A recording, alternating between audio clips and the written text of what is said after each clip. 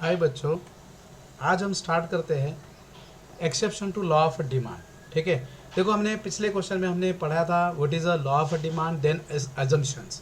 ठीक है, तो लॉ ऑफ डिमांड में क्या बताया गया था कि लॉ ऑफ डिमांड में प्राइस और डिमांड का कैसा रिलेशन रहा, inverse relation. Means what, at a higher price less quantity demanded, at a lower price more quantity demanded. So this is the law, but what happen in the case of exception, it's a totally going to opposite. Means what, at a higher price higher quantity demanded, at a lower price lower quantity demanded. So there is a direct relation in the case of exception. So how this is, let us see. So देखो सबसे पहला है the law of demand explain the inverse with the price and price of a commodity of and that quantity demand of it. ठीक है, price of commodity और उसकी quantity जो demand है उसके बीच में कैसा रिलेशन बताया लॉ ऑफ डिमांड ने, इनवर्स। इनवर्स मतलब देखो यहाँ पे दिख रहा है, ठीक है, lower price higher demand, higher price lower demand, means और अपोजिट रिलेशन होता है। ठीक है, inverse relation. Some however we see direct relation with the price and quantity demand of commodity. ठीक है, तो कभी कभी हमको ये दिखता है कि प्राइस और क्वांटिटी डिमांड के बीच में कैसा रिलेशन है, डायरेक्ट। उसी को क्या बोलते हैं हम, exception, exception of the law. So the this higher is the price the higher is the quantity demanded for the commodity. ठीक है, मतलब इसका मतलब क्या है यहाँ पे, means as a higher price higher quantity demanded, at a lower price lower quantity demanded. तो देखो ये एक्सेप्शन में प्राइस हाई है डिमांड भी हाई है। ठीक है, ये एक्सेप्शन है, मतलब हर एक पॉइंट में आपको ये एक्सप्लेन करना है, means how there is a higher price and higher quantity is demanded. ठीक है, जैसे लॉ में हमने क्या था, low price high demand, high price low demand, मतलब इनवर्स डायरेक्शन होता है, ये इनवर्स डायरेक्शन है। लेकिन यहाँ पे कैसा डायरेक्शन है, डायरेक्ट। समझ में? तो हम स्टार्ट करते हैं exception to law of demand. Under the exception law of demand the demand curve slope upward. देखो लॉ ऑफ डिमांड में डिमांड कर्व कैसा स्लोप होगा, means exception of law of demand में अपवर्ड स्लोप होगा। समझे? Exception law of demand में demand curve का slope कैसा होगा, अपवर्ड। देखो ये जो स्लोप हो रहा है ना, इट इज अपवर्ड स्लोप। ठीक है, क्योंकि क्या हो रहा है, हाई प्राइस पे हाई क्वांटिटी, लो प्राइस पे लो क्वांटिटी डिमांड हो रहा है, मतलब दोनों सेम डायरेक्शन जा रहे हैं। अभी लॉ में क्या आता था, डाउनवर्ड स्लोप हो रहा था, मतलब नीचे की तरफ स्लोप हो रहा था। वो क्या शो कर रहा था, higher price lower quantities demanded. So the demand curve slope upward from left to right which show that direct relation with the price and quantity demanded. It can be show in the following diagram. तो ये diagram में दिख रहा है, देखो पहला point दिख रहा है ना 10। देखो यहाँ पे प्राइस कितना था 10, तो डिमांड कितना है 1, प्राइस कितना है 20, डिमांड कितना है 2, प्राइस कितना है 30, डिमांड कितना है 3, प्राइस कितना है 40, डिमांड कितना है 4, प्राइस 50, डिमांड कितना है 5। समझा? मतलब at a higher price higher quantity demanded, at a lower price lower quantity demanded. So this is a direct relation, therefore demand को स्लोप अपवर्ड। ठीक है, in the case of exception. So now what is a exception? So देखो following are the exception of law of demand. पहला है Giffen goods और inferior goods, और उसको जीफन paradox भी बोलते हैं। सो जीफन क्या है, it is the name of the economist. Giffen क्या है, एक इकोनॉमिस्ट का नाम है, जो क्या हो गया, उसने इस कंज्यूमर के बिहेवियर को ऑब्जर्व किया। तो क्या बिहेवियर था, देखो inferior goods are those goods whose demand does not rise even their price fall। ठीक है, अभी जीफन गुड्स ने कौन से गुड्स के ऊपर ऑब्जर्वेशन किया, इन्फीरियर गुड्स। इन्फीरियर मतलब लो क्वालिटी के गुड्स। ठीक है, so in the case of inferior goods what happen, when the price of inferior goods fall the demand is not rise, demand also fall. At a time the demand decrease when the price of such goods fall. मतलब ऐसे goods का अगर price fall होगा तो demand भी क्या होगा, fall हो जाएगा। इसको इन्फीरियर गुड्स बोलते हैं। तो उसने क्या देखा, देखो सर रॉबर्ट जीफन, ठीक है, ये जो है फोटो देखो सर रॉबर्ट जीफन का है। So sir Robert Giffen discover this behaviour in England relation to inferior goods. ठीक है, ये जो बिहेवियर था कंज्यूमर का, लो प्राइस पे लो डिमांड करना। अभी देखो ये एकदम अपोजिट हुआ कि नहीं। अब कोई भी इंसान है, अगर प्राइस लो होगा तो हाई डिमांड करता है, लेकिन यहाँ पे क्या क्या लो प्राइस पे क्या कर रहा है, लो डिमांड कर। सच एज अ ब्रेड, जो लो क्वालिटी का ब्रेड है, ठीक है, उसके बारे में उसने बिहेवियर किया। When the price of bread was decreasing, जैसे ब्रेड का प्राइस क्या होता है, फॉल होता है, लेस ब्रेड वाज परचेस। ठीक है, हियर, ठीक है, यहाँ पे क्या करते हैं, लेस ब्रेड लोग परचेस करते हैं। The surplus money was transfer to buy the superior goods. अभी देखो सपोज अभी ब्रेड की कीमत 10 रुपये है, बराबर कि नहीं। अभी और तुमको क्या मिल रहा है, 10 रुपये का जो ब्रेड है अभी समझो 6 रुपये मिल रहा है, तो आपके पास कितना पैसा बच गया, 4 रुपया। तो उस 4 रुपया बचने से आपका जो इनकम है वो बढ़ गया, 4 रुपये से आपके इनकम में पैसा ऐड हो गया। मतलब आप क्या करोगे, 4 रुपये किस में स्पेंड करोगे, इन्फीरियर गुड्स में नहीं करोगे, उससे क्या करोगे आप, सुपीरियर गुड्स परचेस करेंगे। क्या करेंगे, superior. So when the price of bread decreasing, less bread और purchase has a surplus money, जो 4 रुपया सरप्लस बच गया था, transfer to buy the superior goods. ठीक है, so this behaviour known as a Giffen paradox. इसको हम पैराडॉक्स बोलते हैं। पैराडॉक्स मतलब अपोजिट, ठीक है। पैराडॉक्स मतलब अपोजिट सिचुएशन।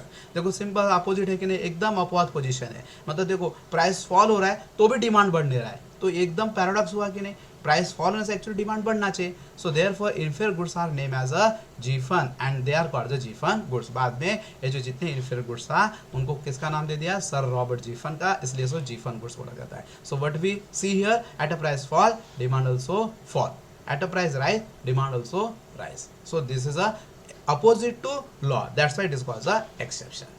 ठीक है। Second point, prestige goods. अभी देखो प्रेस्टीज गुड्स मतलब वो गुड्स जो अपना क्या होते हैं, सोसाइटी में अपने इमेज क्रिएट करते हैं। प्रेस्टीज मतलब इमेज, रेपुटेशन। ठीक है। So there are the certain goods and services which represent the status मतलब position of the prestige for the people, such as a diamond, high price motor car, ठीक है, high ended watches, ठीक है, luxurious bungalow. ये सब कैसे goods है, luxurious goods है, प्रेस्टीज गुड्स है। अगर ये गुड्स हमारे पास रहेंगे ना तो हमारा मार्केट में, हमारे समाज में, हमारे सोसाइटी में हमारा रेपुटेशन बढ़ता है।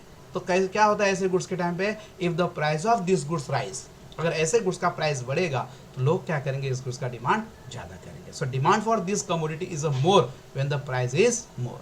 ठीक है। जैसे अभी बंगलो ज़्यादा महंगा आएगा तो और खरीदेंगे।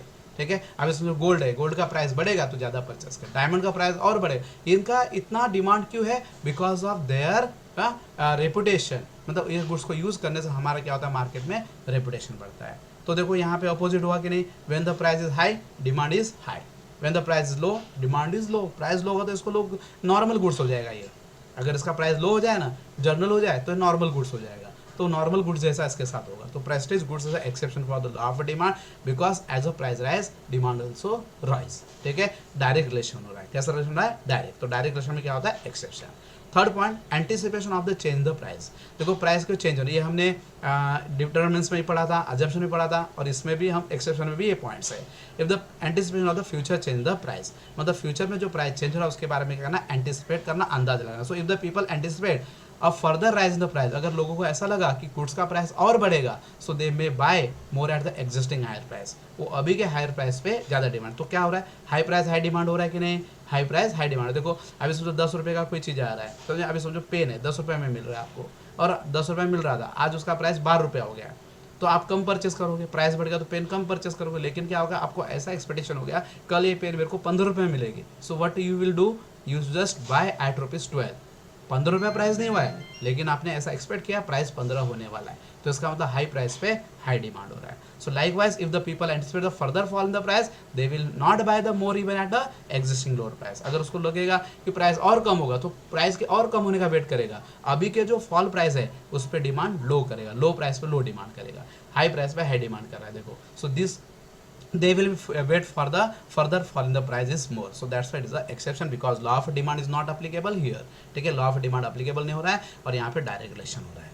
उसका फोर्थ पॉइंट है प्राइस इल्यूजन। देखो प्राइस इल्यूजन मतलब क्या, लोगों को कहना प्राइस के ऊपर गुड्स को क्वालिटी उसको कंपेयर करना, इसको प्राइस इल्यूजन, प्राइस के बारे में आकर्षित होना, समझ में। So price illusion, there is a belief among the people that higher is the price the better is the product and accordingly the greater is the demand for such a goods. देखो ऐसे रहते, जितना ज़्यादा price रहेगा उतना ज़्यादा क्या करेंगे, प्रोडक्ट की क्वालिटी अच्छी होगी। समझ में। बहुत सारे लोग होते हैं उनको क्वालिटी के बारे में पता नहीं होता, but they think that if the goods having the good price it having the better quality.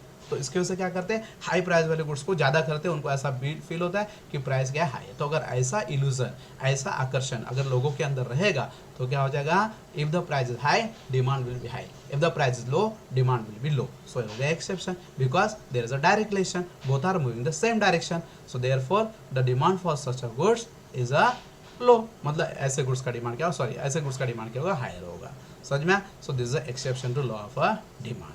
समझ में। जैसे देखो गोल्ड हो गया, सिल्वर हो गया, ये लोग क्या होता है, डिमांड क्या होता है, मीन्स प्राइस के ऊपर डिपेंड करता है, जितना ज़्यादा प्राइस होगा उतना ज़्यादा डिमांड होगा। समझ में। So price illusion. नेक्स्ट है डेमोन्स्ट्रेशन इफेक्ट। डेमोन्स्ट्रेशन मतलब डेमोन्स्ट्रेट करना, मतलब लोगों को में शो ऑफ करना।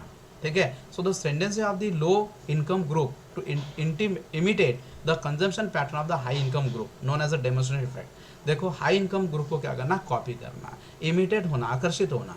देखो लोग क्या करते हैं, हाई इनकम ग्रुप वाले जो पर्सन है ना, उनके बाइंग बिहेवियर को हमेशा कॉपी करते हैं। समझ में, अपने फिल्म स्टार उनको हमेशा कॉपी करते हैं, उसको बोलते हैं डेमोन्स्ट्रेशन इफेक्ट, मतलब डेमोन्स्ट्रेट होना, समझ में। So for example demand for the consumer durables washing machine, latest mobile etcetera, car is all these are the goods which have the demonstration, ऐसे गुड्स का डेमोन्स्ट्रेशन इफेक्ट होता है। अब रिच पर्सन वो कार यूज़ कर रहा है तो पुअर पर्सन में क्या होता है, उसको परचेस करने की इच्छा रखता है। So this is the demonstration. So even there is a low income the demand will high, high price होने के बाद डिमांड क्या होता है, हाई होता है ऐसे गुड्स का, समझ में। अभी देखो ऐसे जो गुड्स है, अभी वॉशिंग मशीन हाई प्राइस है तो भी हाई डिमांड करेंगे।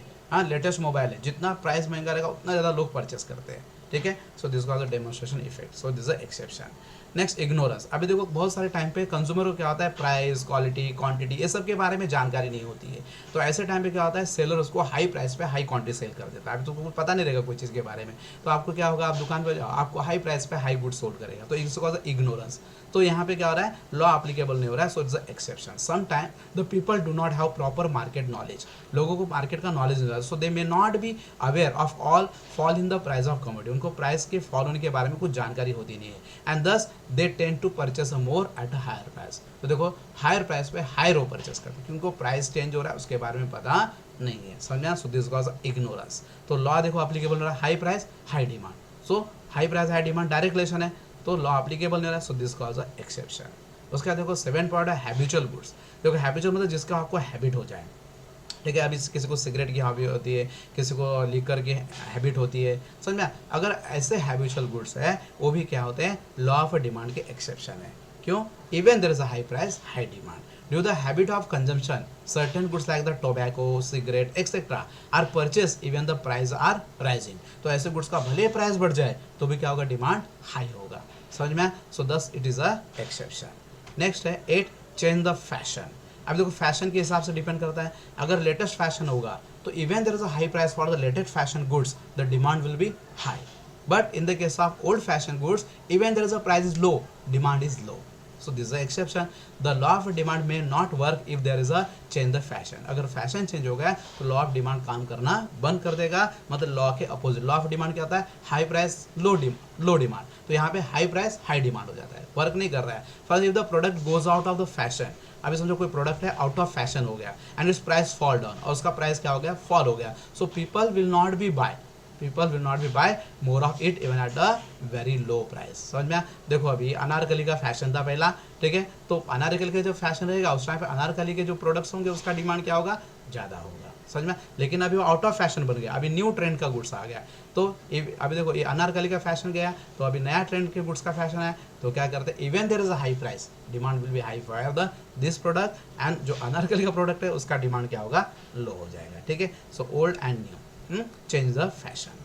So this have finished the all the assumption exception of law of demand. So please बच्चों इसको घर में अच्छे से पढ़ो. If any doubt can be asked. Thank you. Stay home. Stay safe. ठीक है.